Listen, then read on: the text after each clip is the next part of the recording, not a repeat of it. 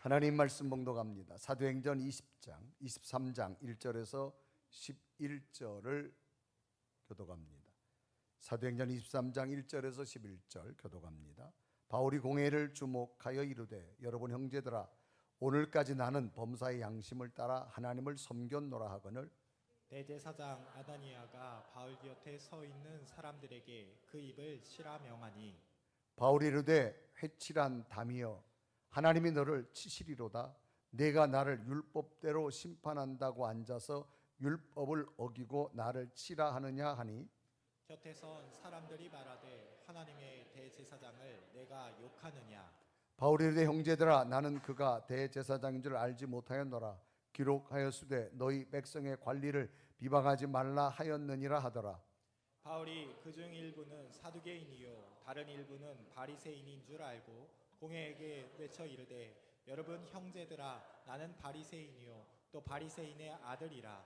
죽은 자의 소망 곧 부활로 말미암아 내가 신문을 받노라. 그 말을 한즉 바리새인과 사두개인 사이에 다툼이 생겨 무리가 나누어지니 이는 사두개인은 부활도 없고 천사도 없고 영도 없다 하고 바리새인은 다 있다 함이라. 크게 떠들세 바리새인 편에서 몇 서기관이 일어나 다투어 이르되 우리가 이 사람을 보니 악한 것이 없도다. 혹 영이나 혹 천사가 그에게 말하였으면 어찌하겠느냐 하여 큰 분쟁이 생기니 천부장은 바울이 그들에게 찢겨질까 하여 군인을 명하여 내려가 무리 가운데서 빼앗아 가지고 영내로 들어가라 하니라. 다 같이 읽습니다. 그날 밤에 주께서 바울 곁에 서서 이르되 담대하라. 내가 예루살렘에서 나의 일을 증언할 것이 로마에서도 증언하여 하리라 하니라. 아멘. 오늘 예배하는 여러분에게 하나님의 위로와 평강, 치유와 능력이 임하는 예배 되기를 주님의 이름으로 축복합니다. 아멘. 어느덧 열매가 익어가는 그런 계절입니다. 열매는 씨앗으로부터 만들어진 결과물입니다. 열매의 중요성도 있지만 그 열매를 맺게 된 원인의 중요성은 씨앗이라고 하는 겁니다. 씨앗이 있기에 오늘의 열매가 결과물로 만들어지는 겁니다. 옛말에 말이 씨가 된다라고 하는 말이 있습니다. 이 말의 뜻은 우리들의 입으로 나가는 말에는 무엇을 움직일 만한 에너지가 있다라고 하는 의미지요. 그 에너지로 열매가 만들어진다라는 겁니다. 그 말에는 어떤 에너지가 있을까? 첫째는 각인력이 있다라고 말합니다. 각인력. 이것은 새기는 힘을 말합니다. 뇌는 말을 들으면 그것을 뇌에 새겨진다고 말합니다. 그래서 그 새겨진 말이 그 사람 뇌에서 머물면서 그 사람을 지배하는 에너지를 가지고 있다. 그래서 말에는 각인력이 있다. 두 번째는 견인력이 있다. 끌어당기는 힘을 말하지요. 말을 듣고 나면 그 말에 사람이 끌려가게 되어집니다.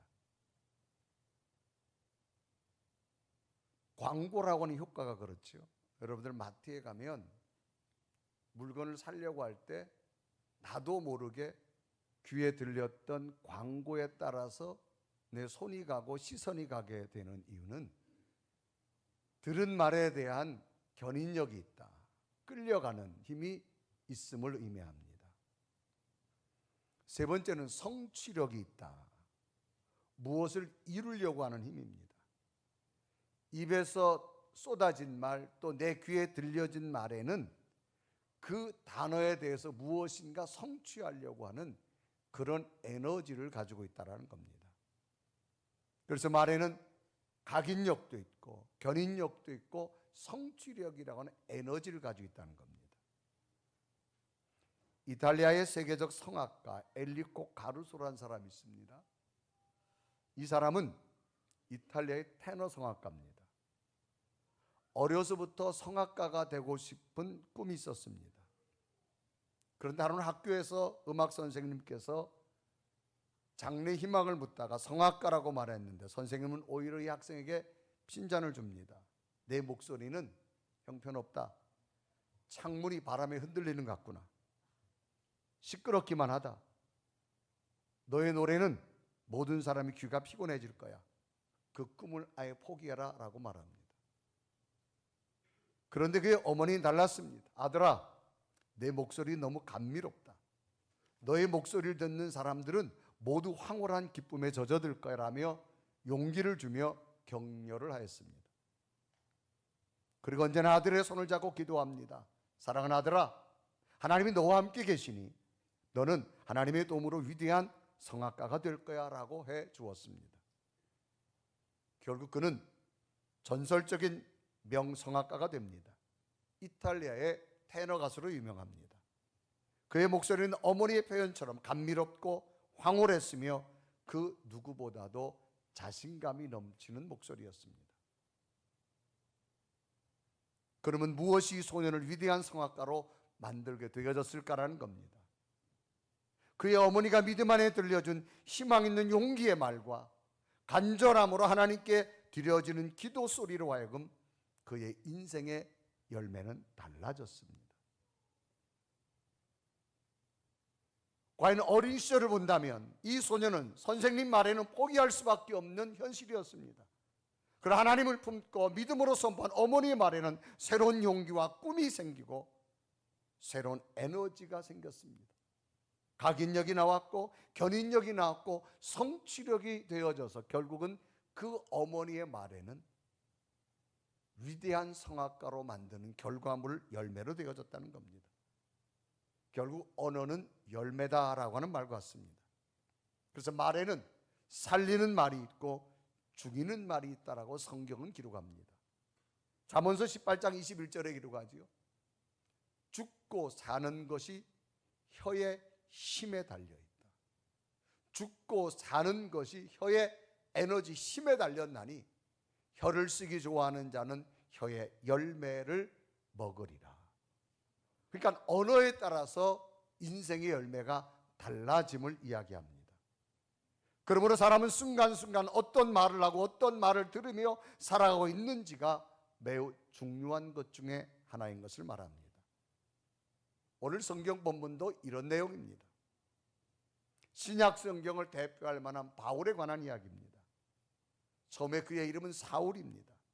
정통 유대인이며 예수 그리스도를 믿는 기독교인들을 잡아다 옥에 가두는 자입니다. 핍박자요 박해자였습니다. 그래서 초대교회 수많은 기독교인들을 박해하고 심지어 죽이기까지 합니다. 그래서 최초의 순교자가 된 기독교인 스데반의 죽음을 보고 그는 당연하다고 여길 정도입니다.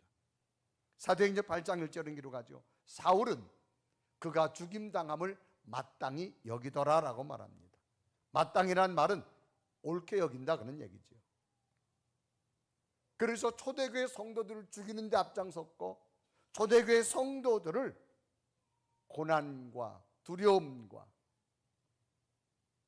핍박자의 모습으로 앞장섰고 성경에는 심지어 그의 모습을 위협과 살기가 가득했다라고 표현합니다. 그래서 사도행전 9장 1절에 말합니다.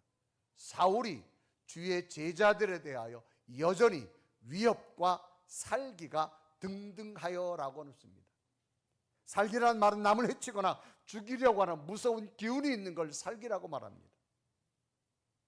이런 사울은 어느 날 체포영장을 가지고 다메섹에 있는 기독교인을 체포하러 가다가 극적으로 부활의 주님을 만나게 됩니다. 그 부활의 주님을 만난 이후에 이제는 핍박자가 아니라 예수 그리스도를 전하는 전도자가 되어집니다. 이 바울의 모습에 유대인들이 놀랄 수밖에 없습니다. 그래서 사도행전 9장 22절은 기록합니다. 사울은 힘을 더 얻어 예수를 그리스도라 증언하여 다메섹에 사는 유대인들을 당혹하게 하니라라고 말합니다. 오히려 핍박자가 전도자가 되어져 유대인들이 당혹하게 놀라게 됐습니다. 정말 너무나도 갑작스러운 부활의 주님을 만나고 전도자가 된 바울은 3차에 걸쳐서 전도 여행을 떠나게 되지요.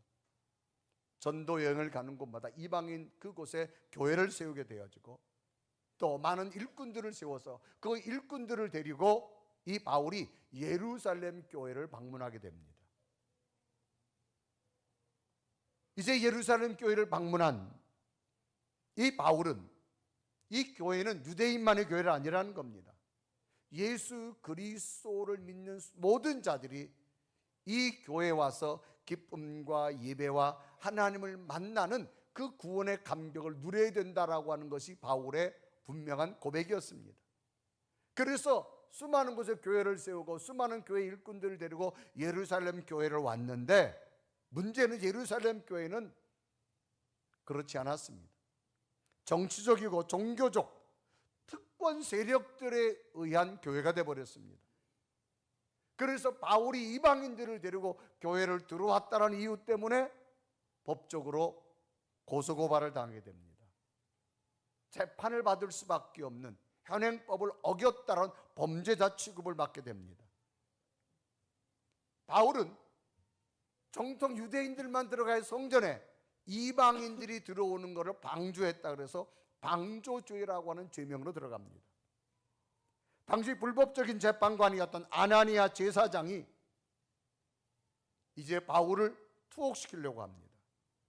그런데 그 모습을 바라봤던 천부장 지혜로 피신시키게 됩니다.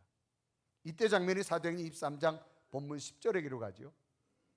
큰 분쟁이 생기니 천부장은 바울이 그들에게 찢겨질까 하여 군인을 명하여 내려가 무리 가운데서 빼앗아 가지고 영내로 들어가라.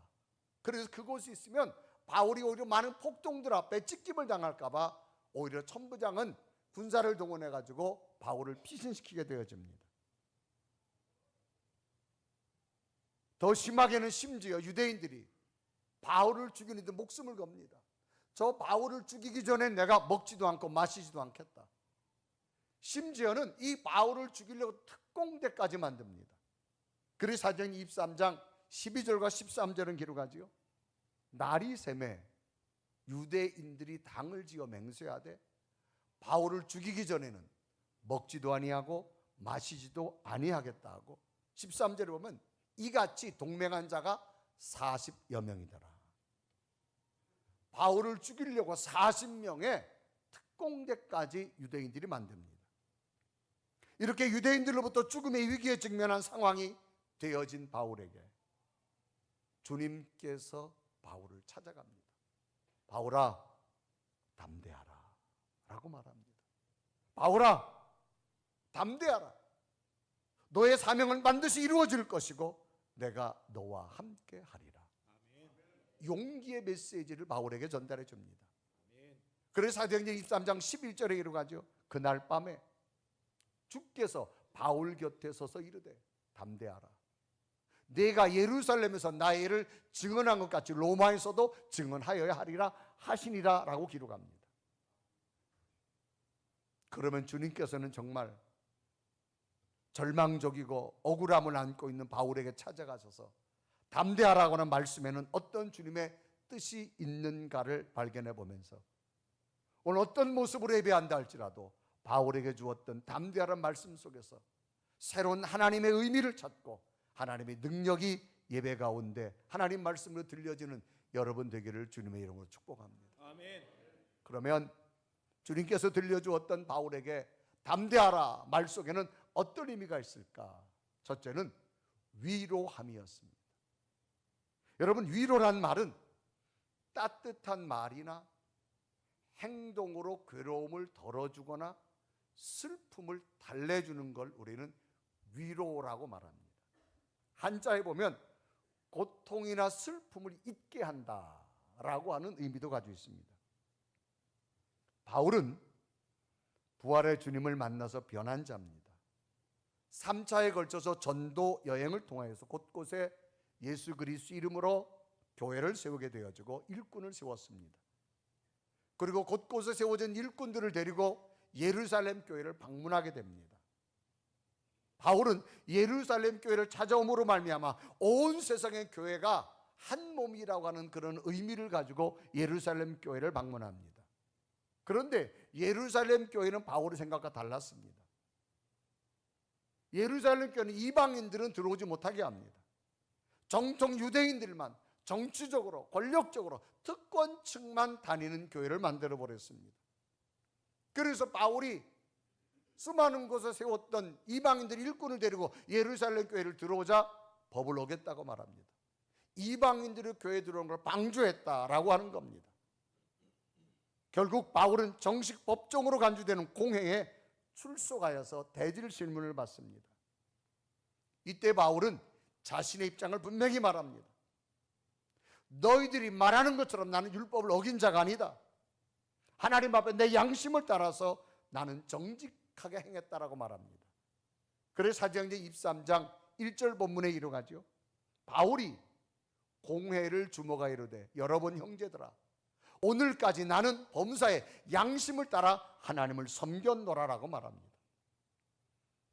바울이 이방인들을 데리고 예루살렘 교회에 온 것은 범죄함이 아니라는 겁니다. 하나님 앞에 나는 양심을 따라서 하나님 앞에 죄를 지은 것이 아니라는 겁니다. 왜? 교회는 하나님의 교회라는 겁니다. 이런 말을 듣고 있던 제사장 아나니아가 바울 곁에 있던 사람에게 말합니다. 저 말하는 바울의 입을 쳐라 라고 말합니다. 그래서 사도행전 23장 2절에 말하죠. 대제사장 아나니아가 바울 곁에 서 있는 사람들에게 그 입을 치라 명합니다. 너무나도 부당하게 바울에게 폭행을 가하고 있는 겁니다. 이때 자신을 향해서 입을 치라고 하는 대제사장 아나니아를 향해서 말합니다. 당신은 겉과 속이 다른 사람입니다. 속은 부당하면서도 겉은 의로운 척하는 위선자입니다. 그러면서 그 표현을 회칠한 무덤, 담과 같다 그렇게 말합니다. 사도행전 23장 3절에 말하죠. 바울이 이르되 회칠한 담이요 하나님이 너를 치시로다. 내가 나를 율법대로 심판한다고 앉아서 율법을 어기고 나를 치라 하느냐? 회칠한 담이란 뭐예요? 속은 다 썩었는데 겉은 칠해가지고 깨끗한 척한다 그런 이야기입니다. 너희들이 내가 율법을 어겼다고? 나는 율법 어기지 않았다. 난 아직 죄인이 아니다. 법의 결정이 나지 않은 자인데 왜 너희들은 나에게 폭행을 가하고 내가 마치 범법자처럼 나에게 행하느냐? 오히려 당신들이 죄를 범하고 있다. 율법을 어기고 있다고 말합니다. 그래서 옆에 있던 사람 말합니다.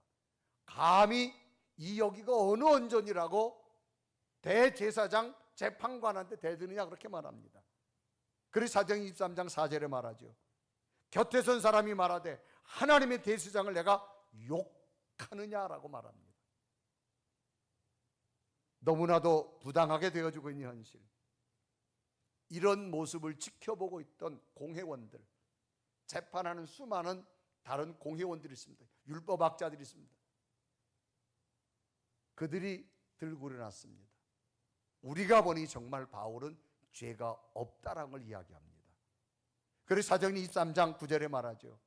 크게 떠들며 바리새인 편에 및 서기관이 일어나 다투어 이르되 우리가 이 사람을 보니 악한 것이 없도다. 혹 영이나 천사가 그에게 말하였으면 어찌하겠느냐. 당시 서기관들은 율법 전문가들입니다. 자기가 보기에도 바울이 죄를 범한 거 아닙니다. 바울을 옹호합니다. 그럼에도 불구하고 당시 정치적인 권력은 바울을 죽이려고 합니다. 이럴 때 겪어야 될 바울의 부당함, 바울의 억울함, 얼마나 가슴 속에 힘들까요? 이럴 때 주님께서 바울에게 찾아와서 말합니다. 바울아 담대해라 라고 말합니다. 그래서 사도행전 23장 11절에 말하죠. 그날 밤에 주께서 바울 곁에 서서 이르되 담대하라. 여기 담대하라는 말은 바울이 지금 너무나 부당합니다. 억울합니다. 이 담대하는 말은 바울아 내가 네 마음 나도 다 안다 그런 얘기입니다. 너의 억울함도 내가 이해하고 너의 부당함도 내가 다 공감한다 그런 이야기입니다. 그래서 이 바울에게 담대하라는 이 말은 뭐예요? 내가 너의 마음을 함께 공감하고 위로한다 그런 이야기입니다. 여러분 공감이라는 말은 남의 감정, 의견, 주장에 대해서 자기도 그렇게 느끼고 인정한다 그런 얘기입니다. 사람은 누군가가 자신과 함께하며 함께 생각하고 있다고 느낄 때 사람은 위로를 받습니다. 여러분 몸이 아플 때요, 다른 거 아니에요. 많이 편찮으시지요? 이 한마디가요, 그 사람을 위로해 주는 겁니다. 정말 힘들 때요, 많이 힘드시지요? 그게 위로해 주는 거예요. 여러분 아이들을 키우다 보면요, 가다가 넘어졌어요. 그 아이가 위로받는 게 뭐예요? 아이고 많이 아프겠다, 그 한마디가 위로받는 거예요. 싸다 싸, 그렇게 뚫어달라. 그건 여러분 아이를 위로해 주는 게 아니에요. 주님께서 담대하다는 말은 뭐예요? 너의 부당함도 너의 억울함도 나도 공감한다는 겁니다. 예수님께서는 일찍이 환난당하는 제자들에게 위로하는 말로 담대하라는 말을 썼어요. 그리고 요한복음 16장 33절에 보면 기록하죠. 다 같이 읽어봐요. 시작. 이것을 너에게 이르는 것은 너희로 내 안에서 평안을 누리게 함이라. 세상에서는 너희가 환난을 당하나 뭐야? 담대하라. 내가 세상을 이겨. 너희들이 지금 환난 당하지만 나도 공감한다는 겁니다. 그러나 우리는 반드시 이길 거라는 거예요. 여러분 삶을 살다 보면요, 억울할 때 참 많지요. 부당할 때도 참 많아요. 그러나 주님이 주시는 위로함이 여러분 있기를 바랍니다. 오늘 바울 곁에 서서 말합니다. 바울아 담대하라. 이 말은 뭐예요? 내가 너의 마음을 안다. 위로해 주는 바울, 이 하나 주님의 음성이었습니다. 그래서 이 바울에게 멀리 계셔서 말하는 게 아니에요. 가장 가까이 계셔서 지금 고난당하고 있는 바울에게, 바울아 네 정말 억울하지? 너 정말 마음이 무너져 아프지? 부당하지? 담대하라. 내가 너의 마음을 안다. 오늘 성경은 가까이 계셔서 말씀하시는 주님을 표현합니다. 그리고 사도행전 23장 11절은 기록하죠. 그날 밤에 주께서 바울 곁에 서서 이르되 담대하라 그랬습니다. 멀리 있는 게 아니에요. 가까이 찾아와서 바울 곁에 서서 주님께서 바울아 네 마음 나도 다 안다. 멀리 있는 주님이 아니라는 겁니다. 오늘 예배하는 여러분 어떤 마음의 모습이 있다 할지라도 여러분 가장 깊은 곳까지 여러분 심령에 찾아오셔서 위로하는 주의 음성이 있었으면 좋겠습니다. 아멘. 여러분 사람이 살다 보면 왜 힘든 일 없겠어요? 가정이라는 울타리도 있잖아요. 가정 맨날 여러분 즐겁고 좋은 그런 삶이 아니잖아요. 아내와 남편, 남편과 아내. 좀 남자들이 아내한테 말 한마디를 좀 따뜻하게 해주면 참 좋은데 말 내뱉는 게 퉁퉁하잖아요. 퉁퉁까지도 괜찮아요. 속을 뒤집어 놓잖아요. 여자들 아멘 안 하네.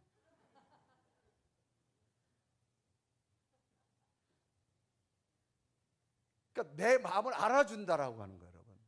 다른 거 아니에요. 공감하는 겁니다. 공감하는 거. 여자들만 좋아하지 마요. 남자들도 없는 줄 알아, 속이? 예? 남자들도 말을 안 해 그렇지. 여러분 세상에요. 자, 여자 입장에서 남자 봅시다. 어떤 남자가 좋을까? 잘생기고 멋있고 돈 잘 벌고 많이 배웠고 세상에 그런 남자 없어. 아이고. 또 남자가 볼 때 어떤 여자 기준일까? 뭐하고? 그렇지, 예쁘고 날씬하고 음식 잘하고 또 돈 잘 벌. 예, 세상에 그런 사람 없어. 없어요, 없어. 여러분 하나님은요 다 주시지 않아요. 하나가 탁월하면 하나는 부족합니다. 그래야 살아가요. 낮과 밤이 조화를 이룰 때 살아가는 거예요. 아멘. 여러분 다 조건에 맞는 사람 없어요. 이러다 보니까 부딪힐 수도 있고 상처 날 수도 있고 이런 마음 가지고 우리가 살아가잖아요. 그런데 여러분 서로가 위로 못 해줘요. 주님의 위로가 있으시기를 바랍니다. 아멘. 지금 바울의 마음을 누가 위로해 준다고 되겠어요, 여러분? 주께서 담대해라. 바울아, 네 모습 다 안다. 네 억울함도 다 안다. 왜? 바울은 당시 가말리엘이라는 수제자, 아주 최고의 공부한 사람이에요. 법학자요, 수사학자고 율법자입니다. 이런 사람이 법에 대해 모르겠어요? 너무 부당하고 억울한 거예요. 그럴 때 주님께서 바울에게 찾아가서 바울아, 내가 네 마음 안다. 이 위로하심. 여러분 삶을 살다 보면 누구에게 여러분 내 모습을 내어놓을 수 없을 때 주님의 위로가 있기를 바랍니다. 아멘. 여러분 자녀들 키우다 보면 자녀가 뭐 내 마음대로 커져요? 안 그래요. 하나님의 위로가 여러분 있기를 바랍니다. 아멘. 여러분 교회 생활하다 보면요, 여러분 교회가 다 의인이 아니에요. 죄인이기 때문에 우리 교회 온 거야. 아멘 좀 해요. 아멘. 목사도 완벽할 수 없고 장로님도 완벽할 수 없고 권사님도 완벽할 수 없어요. 다 부족합니다. 아무리 믿음 생활한다고 하지만 어느 순간에 믿음은 어디 가고 자기 성질이 나와요. 다 여러분 모난 사람들이에요. 그래도 여러분, 그래도 우리 속에 은혜가 있으니 이만하게 사는 거예요. 아멘.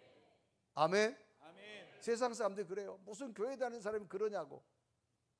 교회 다니니 그만하지.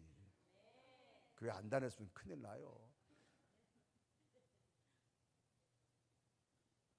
아까 집사님 그러더라고. 매일 아침 교회 앞에 요 문 앞에다 차 세우는 사람 있대요. 그건 차 좀 빼라 그러니까 교회 다니는 사람이 그러냐 그러더래요. 그래서 그래. 내가 교회 다니는 이만큼 한다고. 여러분 다 부족해요. 그러다 보니까 서로 상처 줄 수도 있어요. 말 한마디에. 나도 모르게. 여러분 주님의 위로가 있기를 바랍니다. 아멘. 뭐 이웃과의 삶을 살다 보면 형제 간의 관계도 마찬가지예요. 삶 속에서 부당함 때문에 억울함 때문에 주님의 위로가 여러분 있기를 바랍니다. 아멘. 그래서 지금 주님께서는 바울에게 담대하라. 이 말은 뭐예요? 나도 고난을 당했다. 환난 당했다. 네 마음 내가 다 안다. 세상 어디 가도 내 마음 알아줄 수 없을 것. 여러분 하나님의 성전에서 주의 음성 듣고 위로받는 여러분 되기를 바랍니다. 아멘. 두 번째로 담대하라는 말은 새로운 용기입니다. 여러분 용기란 말은 씩씩하고 용감한 기운을 용기라 그렇게 말합니다. 바울은 지금 자신이 선교 사역에서 고난당한 것을 이미 각오했습니다. 그래서 예루살렘에 도착 전에 자기의 환난이 올 거라고 벌써 알았어요. 그래서 사도행전 20장 22절에 말합니다. 보라, 이제 나는 성령에 매여 예루살렘으로 가는데 거기서 무슨 일을 당할지 알지 못한다. 23절에 말합니다. 오직 성령이 각성해서 내게 증언하여 결박과 환난이 나를 기다린다 하시나라고 말합니다. 내가 이제 예루살렘에 올라가면 내게 이런 환난이 올 걸 벌써 알고 있었습니다. 그래도 막상 환난과 고난을 당하니 얼마나 두렵고 얼마나 당황하고 얼마나 좌절하겠습니까? 왜? 바울 또한 개인의 인간이잖아요. 이때 주님께서는 다정하게 바울에게 찾아와서 말합니다. 바울아 담대하라. 이 말은 뭐예요? 너에게 용기를 다시 주라 그런 얘기. 새 힘을 준다 그 말입니다. 여기 담대하라는 말은 헬라어 다르세이란 말입니다. 용기를 가지다 그런 얘기예요. 이것은 명령형으로 됐습니다. 너는 용기를 가지라라는 겁니다. 담대하라. 너에게 용기를 주겠다는 겁니다. 비록 자신이 지금 법적으로 어떤 수모를 당할지 모르지만 너 혼자가 아니다. 용기를 가져라. 내가 너에게 새 힘을 줄 것이다. 오늘 우리에게 뭐가 필요할까요? 용기가 필요합니다. 현실을 보면 어렵고 힘들고 암울하지만 날마다 주의 음성을 듣고 용기를 얻었으면 좋겠습니다. 그래서 지금 담대하라. 바울아, 힘내. 내가 네 마음 다 알아. 그러나 여기서 머물지 마. 하나님의 약속이 있을 거야. 하나님의 계획이 있을 거야. 바울에게 용기를 주는 겁니다. 오늘 여러분이 주신 말씀이에요. 사랑은 아무개야. 용기를 가져. 너 혼자 아니야. 내가 함께 할 거야. 용기 주는 주의 음성을 들으시길 바랍니다. 담대하라는 말 속에는 세 번째, 분명한 약속이 있습니다. 바울은 이제 로마를 거쳐서 스페인까지 가서 마치려고 복음을 계획합니다. 그런데 이 선교 여행 중에 바울의 선교를 방해한 사람들이 너무너무 많습니다. 심지어 예루살렘 교회까지 왔는데 교회가 정치적으로 제도적으로 되다 보니까 특권 중의 사람들이 바울을 지금 괴롭히기 시작합니다. 법적으로 처벌하려고 합니다. 죽이려고 합니다. 심지어 유대인들이 바울을 죽이기 전에 내가 음식도 안 먹고 40명이나 결성된 사람들이 있었습니다. 그래서 사도행전 20장 12절과 13절은 구체적으로 말하잖아요. 날이 새매 유대인들이 당을 지어 맹세하되 바울을 죽이기 전에는 먹지도 아니하고 마시지도 아니라고. 13절에 보면 이같이 동맹한 자가 40여 명이더라. 이제 바울 죽는 건 시간 문제입니다. 이럴 때 바울에게 주님이 찾아갑니다. 바울아, 담대하라. 이 말은 뭐예요? 내가 너를 결코 여기서 무너지지 않게 한다. 너의 선교적인 목적을 완전히 이룰 때까지 내가 함께 한다는 얘기입니다. 그래서 오늘 성경에 보면 네가 지금 예루살렘에 있지? 걱정하지 마. 로마까지 내가 인도할 거야 라고 말합니다. 그래서 사도행전 23장 11절에 구체적으로 말하잖아요. 그날 밤에 주께서 바울 곁에 서서 이르되 담대하라. 내가 예루살렘에서 나의 일을 증언한 것 같이 로마에서도 증언하리라. 바울의 꿈은 로마까지 가서 황제 앞에 복음을 전하는 거예요. 그런데 지금 로마로 가기 전에 지금 여기서 죽게 생겼어요. 왜? 40여 명이나 바울을 죽이려고 하니까 로마도 못 가게 생겼어요. 그런데 말씀하지요. 바울아, 걱정하지 마. 로마까지 너를 안전하게 내가 인도할 거야. 그래서 11절 다시 한번 볼까요? 그날 밤에 주께서 바울 곁에 서서 이르되 담대하라. 내가 예루살렘에서 나의 일을 증언한 것 같이 로마에서도 증언하여야 하리라. 네가 지금 예루살렘에 있지? 사람들이 40명을 죽이려고. 걱정하지 마. 안 죽어. 너를 로마까지 인도할 거야. 이거 뭐예요? 하나님의 분명한 약속입니다. 그러면 여러분 40여 명이나 결성돼가지고 바울을 죽이려면 어떻게 인도할까요? 참 성경 보면 놀랍습니다. 바울이 예루살렘에서 죄수가 됩니다. 형을 받습니다. 이제 마지막 재판이 어디로 가느냐? 로마로 가야 됩니다. 바울이 혼자 로마로 가려면 못 갑니다. 왜? 죽이려고 하니까. 이제는 바울을 누가 지키느냐? 국가서 책임집니다. 로마 군인들이 지킵니다. 감히 바울을 이제 해할 수 없어요. 왜? 죄수의 몸이니까. 마지막 재판받으러 로마까지 가야 돼요. 황제 앞에까지 가야 돼요. 그 가는 길을 누가 지켜주냐? 국가가 지켜주는 거예요. 여러분, 얼마나 놀라운 일입니까? 40명이 지금 먹지도 않으니까 특공대를 만들어서 바울을 죽이려고 하는 거예요. 그 권력자들이. 그런데 로마란 강대한 국가가 지금 바울을 지켜주고 있는 겁니다. 이게 뭐냐? 하나님의 방법입니다. 아멘. 여러분, 인생을 살아가다 보면요, 참으로 이해되지 않는 일이 참 많습니다. 그래서 사도행전 27장 1절에 말하죠. 우리가 배를 타고 이달리아로 가기로 작정됨에 바울과 다른 죄수 몇 사람을 아그스도의 백부장 율리오란 사람에게 맡기니, 책임자에게 맡기는 거예요. 그러니까 바울을 이제 누가 로마가 책임지는 겁니다. 로마까지 그래서 압송돼서 가야 되는 겁니다. 이게 뭐냐? 하나님의 방법이에요. 아멘. 여러분, 우리가 삶을 살다 보면 어찌 이런 일이라고 하는 게 참 많아요. 이해되지 않은 일. 그런데 지나고 나면 하나님이 이거 이루시려고 이때 피할 길을 주었고 돌아갈 길을 주었고 아멘. 하나님이 약속을 주었구나 아멘. 깨닫게 되는 거예요. 지금 바울이 여러분 예루살렘에 체포됐어요. 얼마나 억울하겠어요, 여러분. 아니에요. 그냥 있으면 바울이 죽어요. 그래서 하나님이 오히려 죄수의 몸을 만든 거예요. 그래서 로마의 백부장이 이제는 로마까지 압송하도록 하나님께서 만드셨어요. 여러분 인생의 삶을 지나오다 보면 어찌 이런 일이, 왜 퀘스천 마크가 먹을 때가 참 많아요. 하나님의 약속을 믿으십시오. 아멘. 하나님이 여러분을 더 좋은 미래를 만드시려고 가는 과정인 줄로 믿으시길 바랍니다. 아멘. 다윗이요, 죄가 없어요. 블레셋 골리앗 장군 물리쳐서 국가를 패배해서 전쟁으로 승리케 한 죄밖에 없어요. 그게 무슨 죄입니까? 훈장을 받아야지. 그런데 자기보다 인기가 높다고 사울 왕이 다윗을 죽이려고 하잖아요. 13년 동안 다윗이 도망 다녀야 돼요.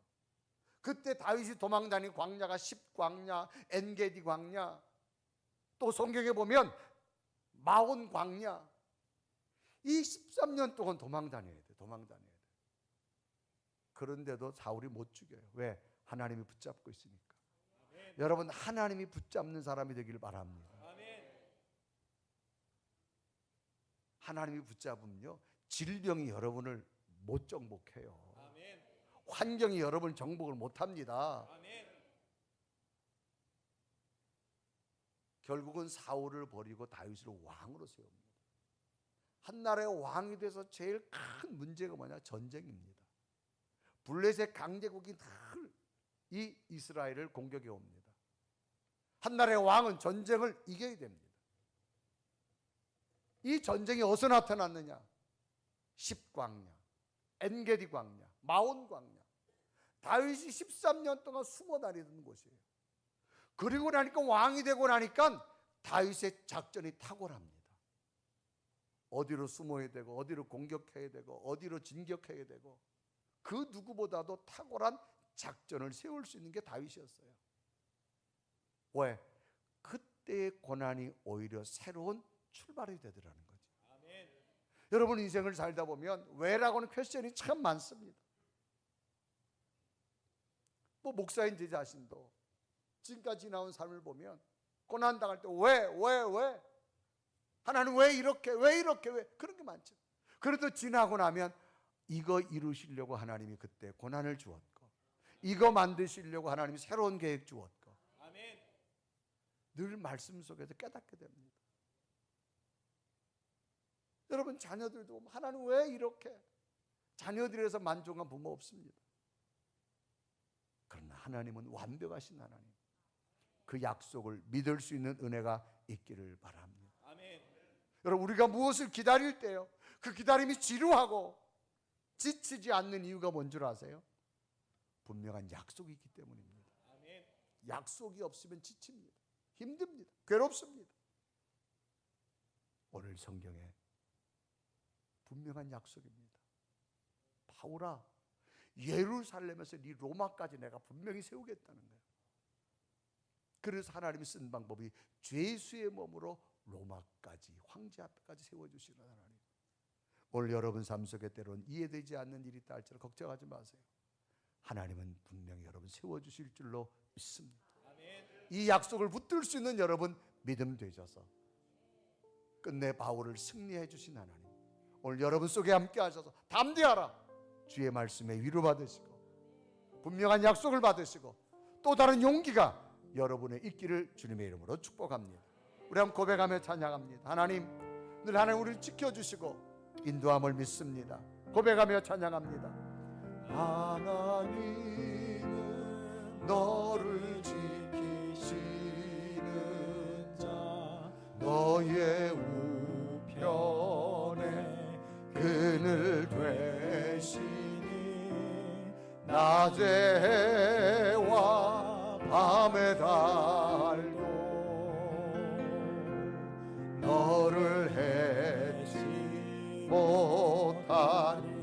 하나님은 너를 지키시는 자, 하나님은 너를 지키시니 너의 환난을 면케하시니 너의 환난을 면케하시니 그가 너를 지키시니라. 너의 출입을 지키시리라. 너의 출입을 지키시리라. 믿음의 눈을 들어 주님의 도움을 바라보시기 바랍니다. 산을 보아라. 너의 도움 어디서나 천지지신 너를 만드신 여호와께로다. 우리 한번 다 같이 두 눈을 감으시고 오늘 여러분에게 주신 말씀을 한번 가슴에 묵상해 봅니다. 너무나 억울하고 부당하고 이해가 되지 않는 환경을 만난 바울에게 주님은 찾아가서 말합니다. 바울아, 담대해라. 내가 너의 억울함도 다 안다. 내가 너에게 어찌할 수 없는 좌절도 다 안다. 그 마을에 바울은 위로를 받습니다. 바울아, 담대하라. 두려워하지 말고 또 용기를 가져라. 왜? 내가 너를 반드시 세워준다 약속이 있기 때문입니다. 그래서 바울은 분명한 약속을 믿습니다. 바울이 예루살렘에서 죽음의 고비를 넘길 수 없습니다. 하나님은 주 예수의 몸을 만들어서 로마까지 인도하신 하나님의 방법이었습니다. 여러분 삶 속에 때로는 이해되지 않는 일이 일어났다 할지라도 여러분 꿈꾸는 방향대로 되어지지 않도록 걱정하지 마세요. 피할 길을 주신 하나님, 돌아갈 길을 주신 하나님, 그 하나님을 다시 붙들고 바울에게 주었던 담대하라가 여러분 속에 위로가 되시고 용기가 되시고 분명한 약속이 되어졌으면 좋겠습니다. 주님, 내 속에 임하여 주옵소서. 내 속에 찾아와 주옵소서. 우리 가정을 위로하시고 우리 자녀들을 위로하시고 우리의 미래를 위로하시고 분명한 약속으로 더욱 함께하여 주옵소서. 이 믿음으로 내가 살아가겠나이다. 오늘 말씀이 나의 말씀이 되게 하시고 내가 위로받고 용기 얻고 분명한 약속 붙들고 살아가겠습니다. 간절히 고백하며 기도드립니다. 살아계신 하나님, 이 시간도 주 앞에 예배하며 하나님 앞에 기도합니다. 오 살아계신 하나님, 거룩한 성령이 하나님, 능력이 하나님, 이 시간 나를 만드시고 위로하시고 하나님의 사람으로 세워주길 원하오니 바울에게 함께 하신 주여 오늘도 나와 함께 할 줄 믿습니다. 하나님 나를 위로하여 주옵시고 내게 용기와 세임을 주시옵시고 하나님 내가 믿는 오른발로 나를 붙잡아 주시되 분명한 약속으로 승리하기 원하오니 주여 내 속에 부어주시고 내 속에 함께 하시고 하나님의 거룩한 쪽으로 인도하여 주옵소서.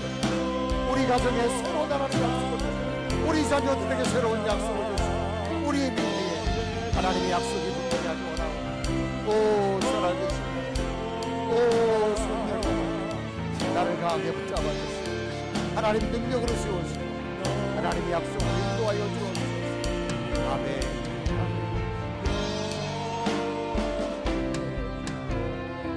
살아계신 하나님, 오늘도 바울처럼 주의 말씀을 듣고 말씀 가운데 위로받기를 원합니다. 새로운 용기를 얻기 원합니다. 분명한 약속이 날마다 내게 고백되어지는 주의 음성이 되게 하여 주옵소서. 우리 가정을 향한 하나님의 계획, 우리 자녀를 향한 하나님의 계획, 나의 비즈니스와 직장과 나의 앞길 속에 하나님의 약속의 계획, 주여 선명하고 분명한 약속 가운데 하나님의 기적을 보게 하여 주옵소서. 예수 그리스도의 이름으로 간절히 기도드리옵나이다.